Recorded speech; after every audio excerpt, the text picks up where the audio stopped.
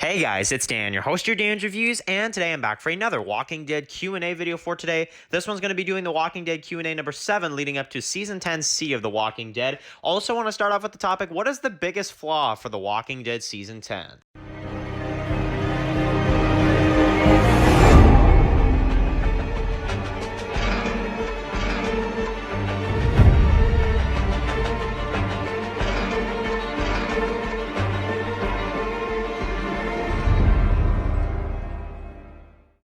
Okay guys, so just going to be doing another video for today. This one's going to be doing another video for The Walking Dead. This one's going to be doing another Q&A video for The Walking Dead Season 10C. This one's going to be Q&A number 7. So, really cool stuff, guys. Definitely wanted to do another Walking Dead Q&A video for today. I want to start off with a topic, and then we'll get into a few other kind of Q&A questions for today. But, starting off today's video, I want to talk about what is, in my opinion, the biggest flaw The Walking Dead Season 10 has done. So, this is one that I wanted to do to kind of introduce this Q&A video to you guys, is that what is the biggest flaw Season 10 has done? You know, because we've discussed Season 10 a lot lately about kind of what we think about the season and stuff like that, but this really is going to be me asking you guys, what do you guys think if you had to pick one flaw Season 10 has done that has been the most, standout, flaw of this season?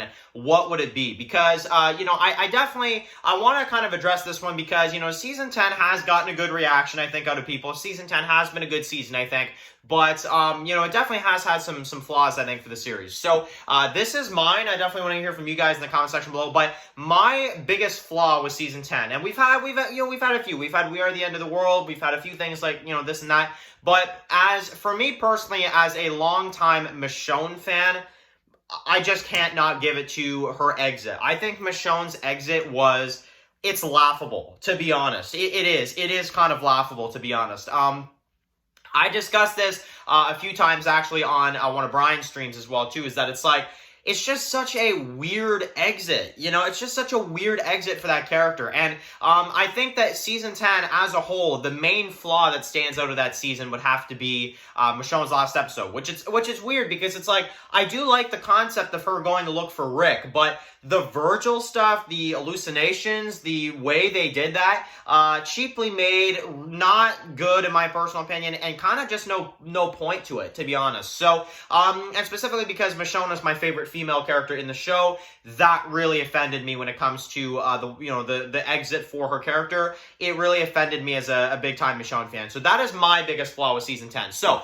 let's get into some of your Q&A questions for this Q&A for The Walking Dead. First question for today comes from Jamie Minecraft, who asks the question basically that after my Season 7 rewrites, will I be doing a Whisper arc adaptation for my rewrites with the characters I have in the Season 7 rewrites? Will I adapt a rewrite for basically the Whisper War storyline? So, yes, that is definitely a very good question, Jamie Minecraft. Obviously, I can't answer that because there will be an announcement made very soon after we get the rest of these episodes for The Walking Dead rewrites, the next 3 episodes. But I will just let you know right off the bat right here that I do have plans for future rewrites. I'm not going to say what that is. However, yeah, definitely the Whisper War is definitely something that I do actually think that the Whisper War is something that needs a bit of a rewrite, because even though I'm not against what they did in Season 10, the war felt really short. It felt really just rushed and just odd, and in particular because they had this build up to the war longer than how long the war actually lasted, and that was definitely one of the biggest problems with Season 10 as well.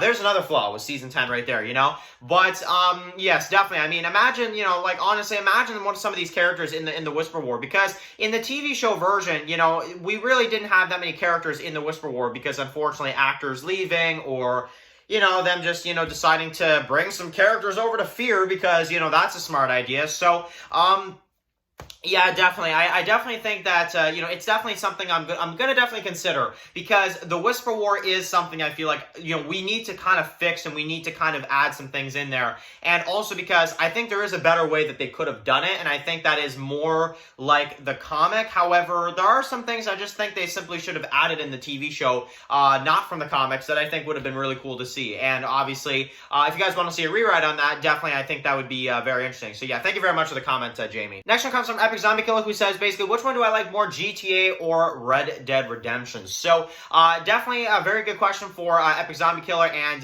yeah, no problem that this isn't a Walking Dead question as well. I like including, you know, some random questions every once in a while, in particular because we're on break for The Walking Dead right now, too, so there's not as many Walking Dead questions kind of coming in.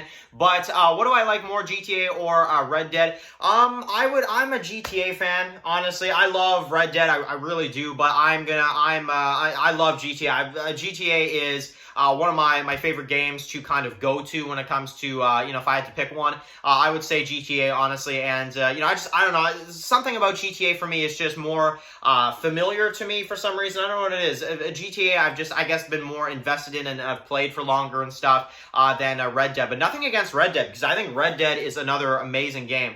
You pick two games that I think are amazing, so as long as you don't compare The Last of Us or stuff like this, I will pick, you know, any of these games and say that, you know, any of these are amazing, because they are, you know, and honestly, GTA for me is my pride and joy when it comes to video games. Honestly, I love GTA 5, so yeah. Awesome stuff. And then the next question is from Brian. This one is a comment about you know, the Walking Dead rewrites. I want to include another one for this one. Is basically how he did not see the Tara death coming, and also the Aaron arm thing and the Laura death. So I wanted to include this one because I want to also kind of, you know, talk about a few things about that as well too. The Tara death for the Walking Dead rewrites is something that I did just because I personally feel like with the Tara death, it makes more sense to do it with her than it is for Sasha, because Sasha is a character that could go on longer, and, you know, Tara, she's a character that a lot of people complain that she went on too long. So, but then people say Sasha didn't go on long enough. So I'm like, when I was looking at it and when I was writing it, I'm just like, well, why don't I just, you know, flip-flop? Why don't I just do, you know, just do the opposite thing? Because, you know, people, I feel like, Sasha's a more respected and beloved character, I'm just going to say, than Tara. And that's nothing against Alana Masterson. I think she still did an amazing job as Tara. I'm one that actually does like Tara at least a lot of times.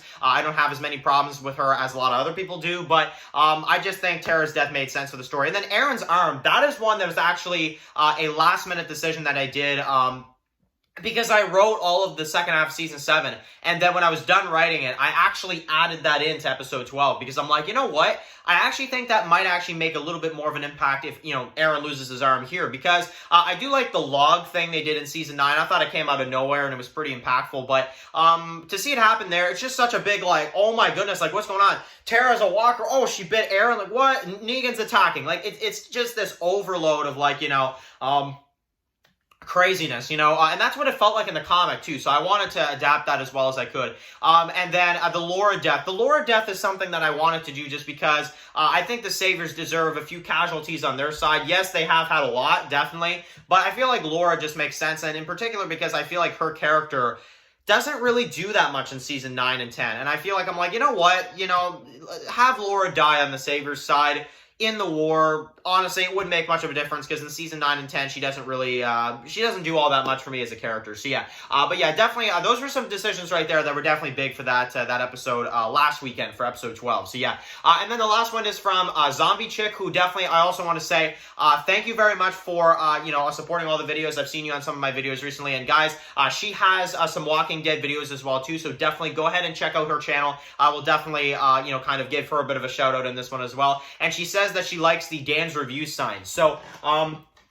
I'm assuming you're talking about this one right here. Yeah, this one was made, you guys can see a crazy amount of glare. You can see all my pops, right? You guys see all the pops back there? Anyway, yeah, anyway, so yeah, that's the Dan's Review sign. I love this thing. I've had it for about a year, and I think it's really awesome. I love the logo for the channel. I think it's, I wanted to make a logo for the channel that really pops, you know, and, you know, basically it's Michonne's sword, and then you got the zombie blood, you know, dripping the red, and then the red kind of spills into the logo, you know, a little bit. Like, it's clean up here, it's clean right here, and then the zombie blood drips down to the, you know, so I don't know, I think it's kind of cool. It's kind of it's kind of unique for kind of the channel, I feel like, and also it describes, you know, kind of some Walking Dead, you know, stuff that I absolutely love, because I love Michonne's sword, and yeah, absolutely. So, yeah, really cool stuff. So, yeah, the Dan's Review sign is something I definitely really like to make. So, kind of some different questions from you guys for today. So, I really do like it, though. We got some different questions kind of coming in here. So, if you have any other Q&A questions, definitely for the next one. Maybe in another week we'll do another one. But I do want to do another Fear the Walking Dead Q&A.